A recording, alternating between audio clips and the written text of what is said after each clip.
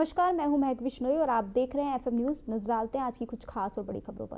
गोरखपुर में 1150 जरूरतमंद महिलाओं को सिलाई मशीन के वितरण के लिए आयोजित कार्यक्रम में उत्तर प्रदेश के मुख्यमंत्री योगी आदित्यनाथ ने कहा, हम सब जानते हैं कि आधी आबादी का सशक्तिकरण किए बगैर हम भारत को सशक्त और समर्थ नहीं बना सकते।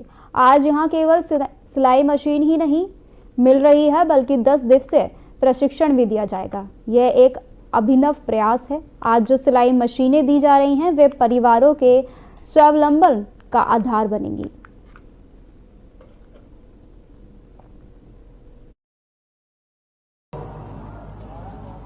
हम सब जानते हैं कि आधी आबादी का सशक्तिकरण किए बगैर हम भारत को सशक्त और समर्थ नहीं बना सकते।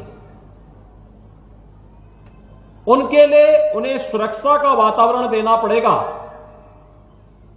उनके प्रति उनका स्वावलंबन का मार्ग प्रशस्त करना पड़ेगा और जब उनकी सुरक्षा का वातावरण होगा, उनके सामने स्वावलंबन का मार्ग प्रशस्त होगा, तो स्वतः ही सम्मान का भाव भी होगा। ये तीनों एक दूसरे से जुड़े हुए हैं। सुरक्षा, स्वावलंबन और सम्मान। आज का ये कार्यक्रम एक और आधी आबादी के स्वावलंबन से जुड़ा हुआ अभियान है। 1150 सिलाई की मशीन, और केवल मशीन नहीं बल्कि उनका 10 दिवसीय प्रशिक्षण भी हुआ। सिलाई से उनके प्रशिक्षण का कार्यक्रम, और प्रशिक्षण लेने के बाद फिर उन्हें आज जेके समूह के द्वारा यहां पर ये सिलाई मशीन वितरण का कार्यक्रम किया जा रहा है। एक अभिनव प्रयास है। मुझे जेके समूह के इस कार्यक्रम में कानपुर में जाने का अवसर प्राप्त हुआ था। 28 अक्टूबर को कानपुर में 1001 सिलाई की मशीन हम लोगों ने वहां पर उपलब्ध कराई। हम सब जानते हैं कि आज यहां पर जो सिलाई की मशीन दी जा रही है, ये सभी उन परिवारों के स्वावलंबन का आधार बनेंगी। इसमें किसी भी प्रकार का कोई संदेह किसी को भी नहीं होना चाहिए। जेके समूह के बारे में हर व्यक्ति जानता है। उत्तर प्रदेश का एक प्रमुख, और मैं कहता हूं कि उत्तर भारत का एक प्रमुख औद्योगिक घराना, जिसने कानपुर को एक समय औद्योगिक क्रांति का अग्रदूत बना दिया था देश के अंदर। और उस समय कानपुर, जब यह जेके समूह वहां पर लीडरशिप इनके हाथ में थी, तो कानपुर देश के 4 बड़े महानगरों में गिना जाता था, जिसमें कानपुर भी आर्थिक समृद्धि के उस दौर से गुजरा। मुख्यमंत्री योगी आदित्यनाथ ने आज सुबह गोरखनाथ मंदिर में जनता दरबार लगाया। इस दौरान लोगों ने अपनी समस्याएं सीएम के समक्ष रखी। फरियादियों से बात करते हुए उन्होंने कहा कि किसी को भी घबराने या परेशान होने की जरूरत नहीं है। हर पीड़ित व्यक्ति की शिकायतें सुनिश्चित कार्रवाई करते हुए समस्याओं का समाधान कराया जाएगा। इस दौरान मुख्यमंत्री ने पास में मौजूद अधिकारियों को निर्देशित किया कि हर पीड़ित व्यक्ति की समस्या पर संवेदनशीलता से ध्यान दें और उसका समयबद्ध व पारदर्शी निस्तारण कराएं। जनता दर्शन में गोरखनाथ मंदिर परिसर में कुर्सियों पर बैठाए गए लोगों तक सीएम योगी खुद पहुंचे और एक एक करके सबकी समस्याएं सुनी। उन्होंने करीब 300 लोगों से मुलाकात की। उन्होंने सबको आश्वस्त किया कि उनके रहते किसी के साथ अन्याय नहीं होने पाएगा। सबके प्रार्थना पत्रों को संबंधित अधिकारियों को संदर्भित करते हुए त्वरित और संतुष्टिपरक निस्तारण का निर्देश देने के साथ लोगों को भरोसा दिलाया कि सरकार हर पीड़ित की समस्या का समाधान कराने के लिए दृढ़ संकल्पित है।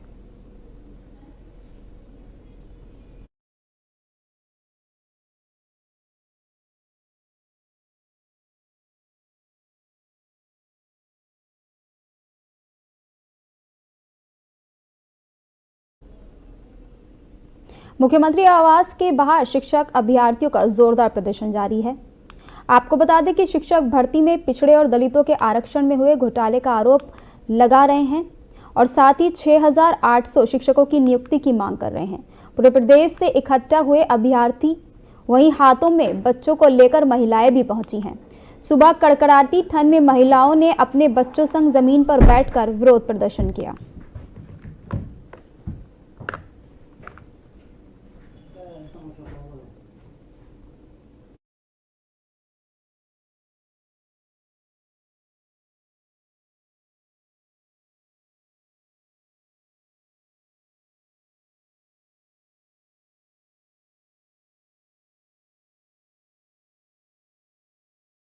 खबर पर ज्यादा जानकारी के लिए रामानुज संवाददाता हमारे साथ लखनऊ से जुड़ गए हैं। रामानुज जी, जिस तरीके से मुख्यमंत्री आवास के बाहर शिक्षक अभ्यर्थियों का जोरदार प्रदर्शन जारी है, इसके पीछे क्या वजह निकल कर आ रही है? देखिए, लगातार जो है शिक्षक अभ्यर्थी जो थे वो शिक्षक अभ्यर्थी जो उस संजय भर्ती के अंदर चयनित हुए थे, वो लगातार वो मांग कर रहे हैं कि जिस तरीके से आरक्षण की जो सूची है उसको जारी किया जाए और उसी के दायरे में जो है जो अभ्यर्थी थे उनका भी चयन हो। लेकिन अभी तक अगर बात की जाए कि इसको लेकर लगातार ये प्रदर्शन जारी है और एक लंबा समय हो गया, लगभग 2 साल से ऊपर का समय हो गया और अभी तक जो है ये जो है समाहित नहीं किए गए। 6800 जो नियुक्तियां हैं उसकी मांग कर रहे हैं कि जो उसके आधार पर 800 नियुक्तियां होनी है उसको जो है किया जाए। लेकिन कहीं ना कहीं इन छात्रों को जो अभ्यर्थी हैं ये लगातार मुख्यमंत्री के पास भी जो है शिकायत लेकर गए हैं, लगातार मुख्यमंत्री से भी गुहार लगाई है, विभागीय मंत्री से भी गुहार लगाई है। लेकिन अभी तक इन 6800 जो शिक्षक हैं उनकी नियुक्ति को लेकर जो है ये लगातार अभी तक ये प्रदर्शन कर रहे हैं और अभी तक इस पर जो है कहीं ना कहीं संज्ञान जो है सरकार की तरफ से नहीं लिया गया है। जी, जिस तरीके से कड़ाके की ठंड पड़ रही है, बताया जा रहा है कि महिलाएं भी अपने बच्चों संग जमीन पर बैठी हैं, उनको लेकर क्या कुछ व्यवस्थाएं कुछ की गई हैं क्या? और किन किन जगहों से लोग वहां पर आए हैं?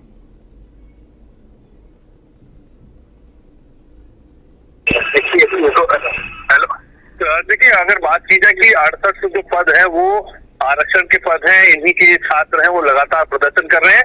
इतनी भी ठंड हो गई, काफी लंबे समय से इस प्रदर्शन को जारी रखे हुए हैं, लेकिन अभी तक जो है कोई ठोस जो है इनको जो है आश्वासन नहीं मिला है कि नियुक्ति कब होगी या कब इसके आरक्षण की सूची को तय किया जाएगा, क्योंकि ये SC/ST के जो छात्र हैं उन्हीं के द्वारा ये प्रदर्शन किया जा रहा है कि जो मानक है उसके अनुरूप जो है 6800 जो है अभ्यर्थियों को चयनित होना है। ये वही 6800 अभ्यर्थी हैं जो लगातार प्रदर्शन कर रहे हैं और सरकार से मांग कर रहे हैं। और इससे पिछले दिनों भी अगर बात की जाए तो जिस तरीके से उन्होंने प्रदर्शन किया, जो संदीप सिंह विभागीय मंत्री हैं उनके आवास के बाद, उसके बाद जो है 2 दिन बाद जो है और कौशल किशोर जो मंत्री हैं केंद्रीय मंत्री, उनसे मुलाकात की, लेकिन उसके बावजूद भी जो है इनको जो है कहीं ना कहीं सरकार की तरफ से जो है निराशा ही हाथ लग रही है। जी, कब तक ये प्रदर्शन जारी रहेगा, क्या कुछ जानकारी है आपके पास? देखिए, एक लंबा समय हो गया प्रदर्शन करते हुए और अब तक जो है 5 साल के करीब हो गया है और इनकी ये मांग अभी तक पूरी नहीं हो पाई है और आगे भी ये प्रदर्शन ऐसे ही करते रहे। 5 साल से प्रदर्शन चल ही रहा है इन जो है अभ्यर्थियों का और आने वाले समय में जब तक इनकी नियुक्ति नहीं हो जाती तब तक ये प्रदर्शन ऐसे ही जारी रखेंगे। जी, जानकारी साझा करने के लिए धन्यवाद रामानुज।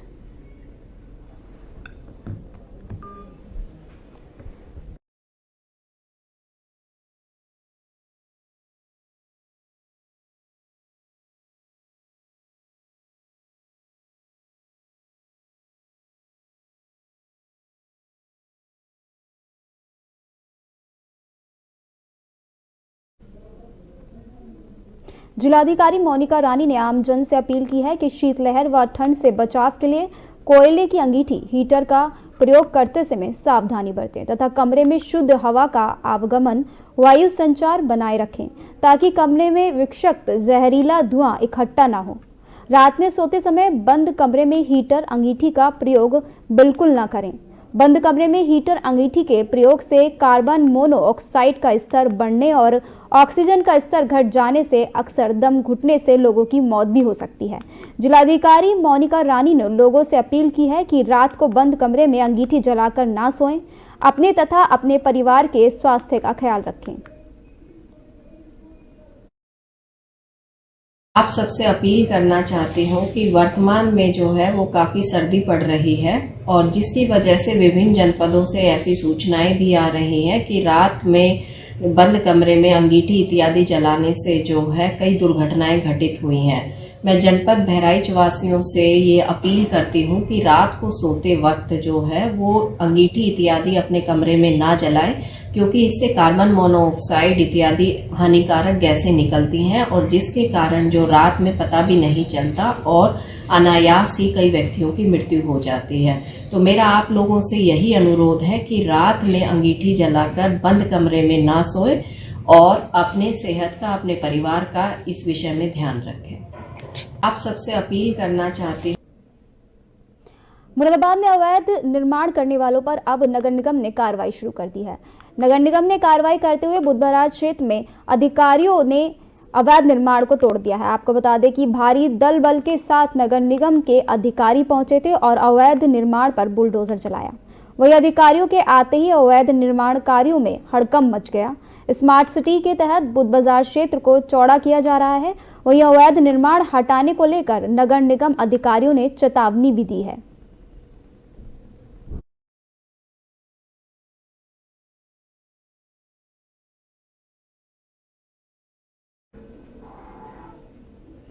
बागपत में अमीन नगर सराय मार्ग पर गुराना गांव के पास देर रात अज्ञात वाहन की टक्कर से बाइक सवार की मौत हो गई। परिजनों ने हत्या की आशंका जताते हुए पुलिस को सूचना दी। दरअसल आपको बता दें, पूरा मामला बड़ौद कोतवाली क्षेत्र के सराय रोड का है, जहां देर रात गुराना निवासी शाहिद बाइक पर सवार होकर बड़ौद से अपने गांव जा रहा था। जैसे ही वह गांव के पास पहुंचा तो अज्ञात वाहन ने उसे टक्कर मार दी, जिससे उसकी मौके पर मौत हो गई। सूचना पर परिजन पहुंचे और शव को उठाकर घर ले आए। परिजनों को संदेह हुआ कि अज्ञात वाहन की बजाय शाहिद को कुछ शराबियों ने रास्ते में मारपीट कर मौत के घाट उतार दिया।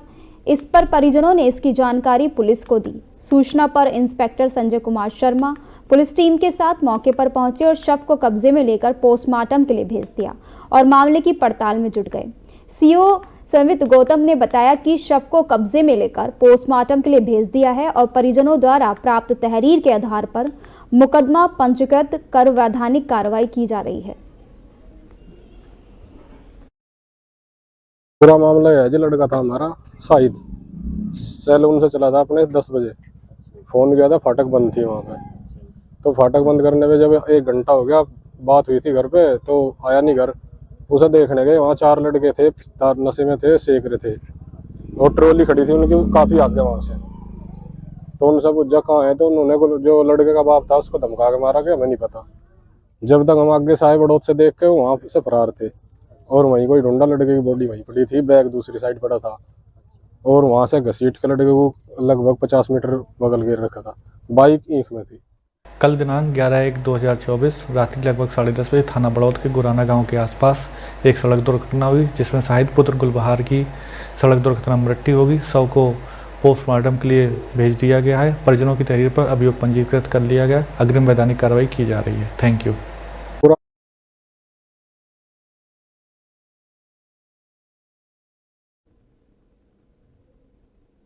मुजफ्फरनगर जनपद में लुटेरों के साथ पुलिस की मुठभेड़ हो गई। पुलिस को मुखबिर द्वारा सूचना मिली थी कि कार सवार कुछ लुटेरों में क्षेत्र में घटना को अंजाम देने की फिराक में है, जिसके चलते पुलिस द्वारा जब क्षेत्र में संदिग्ध वाहन चेकिंग अभियान चलाया जा रहा था तो उसी समय कार सवार बदमाशों के साथ पुलिस की मुठभेड़ हो गई, जिसके चलते भागते समय जहां बदमाशों की कार सड़क किनारे खाई में पलट गई, तो वहीं मुठभेड़ के दौरान पुलिस की गोली लगने से एक बदमाश घायल भी हो गया और अन्य 3 बदमाश अंधेरे का फायदा उठाते हुए जंगल के रास्ते फरार हो गए, जिसको देखते हुए पुलिस द्वारा फरार हुए बदमाशों के लिए घंटों तक जंगल में कॉम्बिंग अभियान भी चलाया गया। इस दौरान दोनों तरफ से फायरिंग की आवाज भी लगातार सुनाई देती रही। वहीं पुलिस द्वारा अंधेरे को देखते हुए लाइटिंग फायर भी की गई, लेकिन कोई सफलता पुलिस के हाथों नहीं लगी।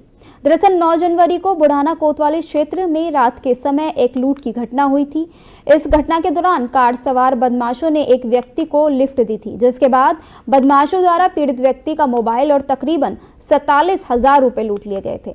इस घटना के खुलासे को लेकर एसएसपी मुजफ्फरनगर अभिषेक सिंह द्वारा कई टीमों को गठित किया गया था। इस दौरान लगातार हुई फायरिंग से क्षेत्र में सनसनी फैल गई। वहीं कॉम्बिंग के दौरान पुलिस ने बदमाशों को पकड़ने के लिए कम रोशनी के चलते लाइटिंग फायर भी की, लेकिन कोई सफलता पुलिस के हाथों नहीं लगी। बहरहाल पुलिस ने जहां घायल बदमाश को उपचार के लिए अस्पताल में भर्ती कराया, तो वहीं मौके से पुलिस ने एक तमंचा, कारतूस और लूट में इस्तेमाल की गई एक होंडा इमेज कार भी बरामद की है। 9 तारीख की शाम को बदमाशों द्वारा एक लूट की घटना कारित की गई थी, जिसकी जानकारी पर बदमाशों की लगातार तलाश की जा रही थी। आज शाम को मुखबिर के जरिए सूचना मिली थी कि बदमाश एक लूटी हुई गाड़ी से आज फिर अब वारदात करने की फिराक में थाना बुढ़ाना क्षेत्र में घूम रहे हैं। इसकी जानकारी पर थाना क्षेत्र में चारों तरफ जो है कॉम्बिंग शुरू कराई गई, चेकिंग शुरू कराई गई। पारसौली थाना क्षेत्र के पारसौली चौकी के अंतर्गत बदमाशों की गाड़ी देखी गई, जिसे थानाध्यक्ष द्वारा रोकने के लिए इशारा किया गया। बदमाशों ने स्पीड बढ़ा दी, पुलिस द्वारा पीछा किया गया। बिरार चौकी के सैनपुर गांव के अंतर्गत गाड़ी पलट गई, जिसमें से 3 बदमाश उतर के भाग गए। एक बदमाश के साथ पुलिस की मुठभेड़ हुई है, जिसके पैर में गोली लगी है। उसके पास एक अवैध तमंचा बरामद हुआ है। 3 बदमाशों की तलाश में पुलिस की पूरी टीम अन्य थाना फोर्स द्वारा कॉम्बिंग की जा रही है। लूट की हुई गाड़ी बरामद हो गई है, बदमाश की गिरफ्तारी हो गई है।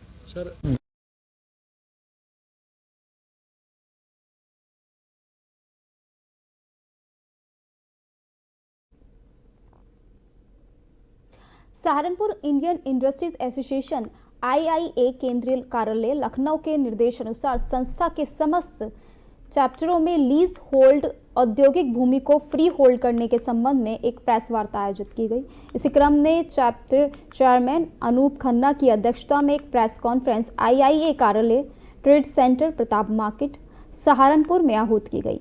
चैप्टर चेयरमैन अनूप खन्ना ने उपस्थित पत्रकार बंधुओं को बताया कि इंडियन इंडस्ट्रीज एसोसिएशन IIA जो उत्तर प्रदेश में सबसे बड़ा औद्योगिक संगठन है, विगत अनेक वर्षों से प्रदेश में लीज होल्ड औद्योगिक भूमि को फ्री होल्ड करने की मांग सरकार से उठाता आ रहा है। इसका कारण यही है कि UPCDA अथवा औद्योगिक निदेशालय द्वारा उद्यमियों को दी गई लीज होल्ड भूमि पर यदि उद्यमी को अपने उद्योग में कोई नया उत्पाद बनाना है, बैंक लिमिट में बदलाव करना है, उम्र ढलने के बाद अपने खूनी रिश्ते में ही उद्योग को हस्तगत करना है, उद्योग की भूमि एवं भवन किराए पर देना हो अथवा भूमि का एमलगेशन या सेपरेशन करना हो, तो इन सभी कार्यों को करने के लिए उद्यमी को UPCDA व उद्योग निदेशालय की अनुमति लेना अनिवार्य होता है। इस कार्य को कराने के लिए उद्यमियों को इन सरकारी दफ्तरों के बार बार चक्कर लगाने पड़ते हैं और कुछ मामलों में उद्यमी भ्रष्टाचार का भी शिकार हो जाते हैं। यह स्थिति सरकार की ईज ऑफ डूइंग बिजनेस की नीति के विपरीत भी है। उल्लेखनीय है कि लीज होल्ड पर भूमि देने का कानून अंग्रेजों के समय से चला आ रहा है, जब अंग्रेजी शासन द्वारा देशवासियों को गुलाम बनाकर रखा गया था। वर्तमान में प्रधानमंत्री नरेंद्र मोदी की सरकार ने देश में आज़ादी के इस अमृतकाल में गुलामी के प्रत्येक अंश से मुक्ति पाने का प्रण लिया है।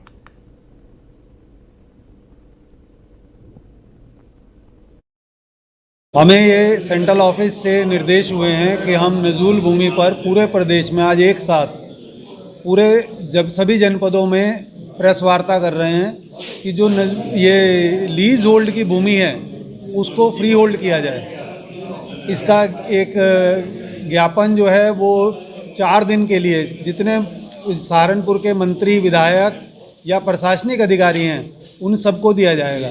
हमें ये सेंट्रल ऑफिस से निर्देश हुए हैं कि हम नजूल भूमि पर पूरे प्रदेश में आज एक साथ जब सभी जनपदों में प्रेस वार्ता कर रहे हैं कि जो ये लीज होल्ड की भूमि है उसको फ्री होल्ड किया जाए।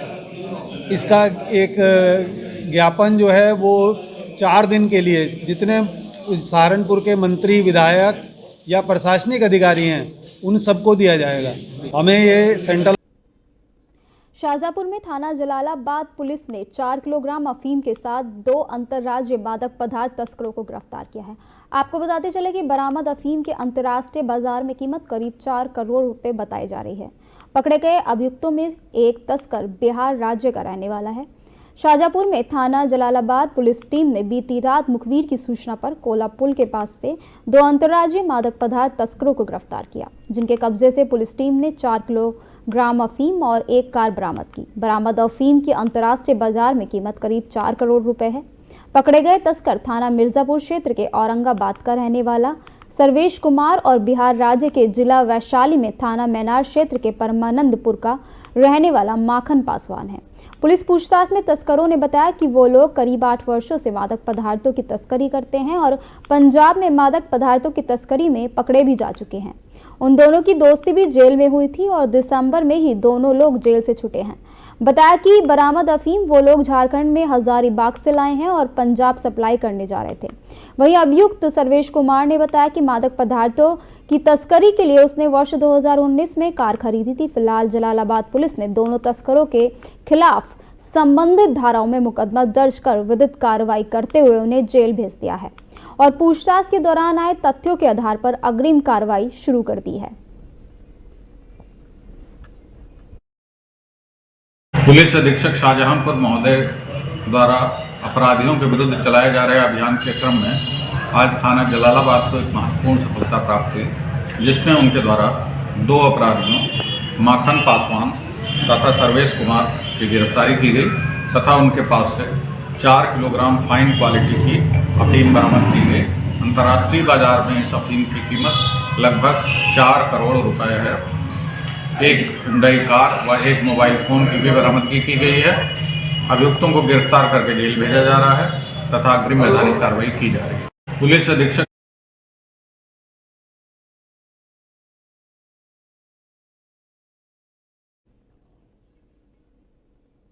फिरोजाबाद के थाना जसराना इलाके के पलिया दोयम का मामला है। थाना जसराना पुलिस ने हत्या का खुलासा किया है। बताते चले कि पत्नी ने अपने पति की हत्या की। आपको बता दें कि पत्नी ने अपने प्रेमी संग मिलकर अपने पति को मौत के घाट उतार दिया। पत्नी और उसके प्रेमी ने हत्या का शव को फांसी के फंदे से लटका दिया था, जहां पर 6 जनवरी की रात सोनू नाम के व्यक्ति की हत्या हो गई थी। सूचना पर पहुंची पुलिस ने शव को कब्जे में लेकर पोस्टमार्टम के लिए भेज दिया है, जबकि सोनू की मां ने सुबह पुलिस को बताया कि उसे अपने पुत्र की पत्नी पर शक है, जिस पर पुलिस ने जांच पड़ताल शुरू की। तो 4 दिन बाद पुलिस ने महिला से कड़ाई से पूछताछ की, जिस पर महिला ने अपने पति सोनू की हत्या का खुलासा करते हुए बताया कि 6 जनवरी को अपने पति सोनू को चाय में दवा खिलाई थी, जिस पर वह बेहोश हो गया और अपने प्रेमी के साथ मिलकर हत्या कर दी और सोनू के शव को फांसी के फंदे पर लटका दिया, जिससे यह प्रतीत होता है कि सोनू ने आत्महत्या की है। हालांकि पुलिस ने सोनू की पत्नी को गिरफ्तार कर लिया और उसका प्रेमी अभी भी फरार है। इस पूरे घटनाक्रम का खुलासा करते हुए एसपी ग्रामीण रणविजय सिंह ने बताया कि इसके लिए टीमें भी गठित की गई थी और इस मामले का अब खुलासा हो गया है। महिला का प्रेमी अभी भी फरार है, जिसको जल्द गिरफ्तार कर जेल भेजा जाएगा। पीएम जब हुआ पोस्टमार्टम के बाद हम लोग को पता चला कि उसमें थ्रोटलिंग आया है। ये स्पष्ट हो गया कि उसकी मौत थ्रोटलिंग से हुई है। उसके बाद आत्महत्या का इसको स्वरूप देने का प्रयास किया गया। उसके बाद उसमें जो मृतक है, मृतक की माँ और उसकी पत्नी दोनों साथ रहते थे। उसके बाद हम लोगों ने जो उनकी मदर थी मृतक की, उन्होंने एक तहरीर दी और तहरीर में उन्होंने अपने पुत्र वधू और उनके साथ कुछ लोगों के मिलकर के उनके बेटे की हत्या करने का आरोप लगाया। हम लोगों ने इसमें एफआईआर भी दर्ज की और उसके बाद इसमें हमारी 4 टीमें लगी। सीओ जसराना, एसएचओ जसराना, हमारी जो सर्विलांस की टीम थी, सब लोगों ने मिलकर के इस घटना का खुलासा किया है। और ये बड़ा ही एक सनसनीखेज घटना थी, जिसमें जो मृतक थी, मृतक की पत्नी, इसने अपने प्रेमी के साथ और 2 अन्य व्यक्तियों के साथ मिलकर, जो मृतक हैं, मृतक की पहले इन लोगों ने नशे की गोली खिलाई। उसके बाद जब वो बेहोश हो गए, उसके बाद उनकी थ्रोटलिंग करके उनकी हत्या की और उसके बाद डेड बॉडी को रस्सी से लटका दिया गया। ये में कानपुर में शुक्रवार देर रात भीम आर्मी प्रमुख चंद्रशेखर आजाद एक शोक सभा में शामिल होने पहुंचे तो उनको देखने के लिए जनसैलाब उमड़ आया। दरअसल कानपुर के काका देव थाना स्थित हरिजन कॉलोनी में भीम आर्मी के कार्यकर्ता के पिता का निधन हो गया था, जिनको श्रद्धांजलि अर्पित करने के लिए भीम आर्मी प्रमुख उनके घर पहुंचे तो भीम आर्मी से जुड़े 500 से अधिक कार्यकर्ता मौके पर पहुंच गए और उनके स्वागत में जुट गए और जय भीम के नारे लगाने लगे। वहीं इस दौरान बीजेपी पर निशाना साधते उन्होंने कहा कि बीजेपी सत्ता का दुरुपयोग कर रही है, साधनों का दुरुपयोग कर रही है। ऐसे में आजाद समाज पार्टी गठबंधन से अलग चुनाव की तैयारी कर रही है। बाकी उत्तर प्रदेश में आम जनता बहुत दुखी है, जिसमें नौजवान, किसान, महिलाएं और व्यापारी सभी दुखी हैं, क्योंकि उत्तर प्रदेश सरकार घोटालों की सरकार है।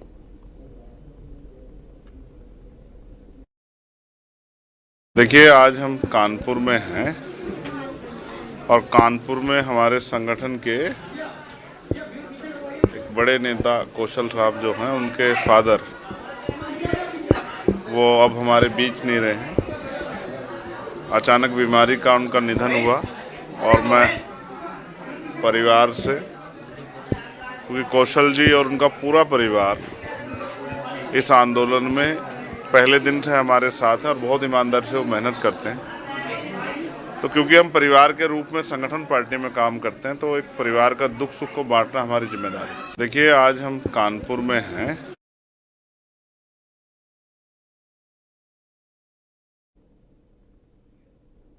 सुल्तानपुर के कादीपुर में महिला की धारदार हथियार से हत्या कर दी गई। सूचना पर पहुंची पुलिस ने घटनास्थल पर जांच पड़ताल करते हुए मामले की पड़ताल शुरू की।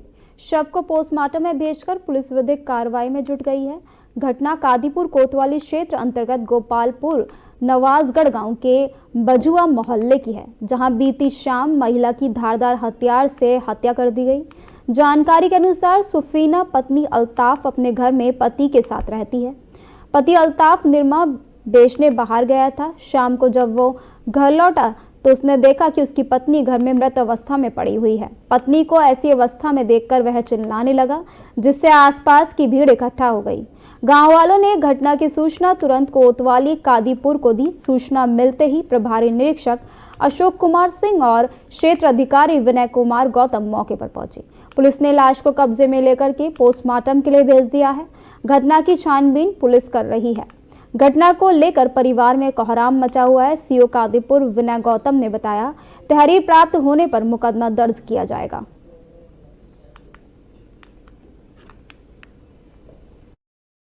थाना कादीपुर क्षेत्र में सफीना बानो नामक महिला की उनके घर में हत्या कर दी गई, जिसके संबंध में उनके पति द्वारा नामजद एफआईआर पंजीकृत करवाया गया।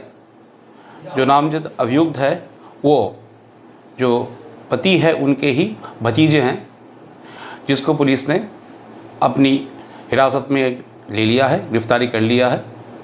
अग्रिम विधिक प्रक्रिया तथा पोस्टमार्टम की कार्रवाई प्रचलित है। धन्यवाद। थाना कादीपुर क्षेत्र।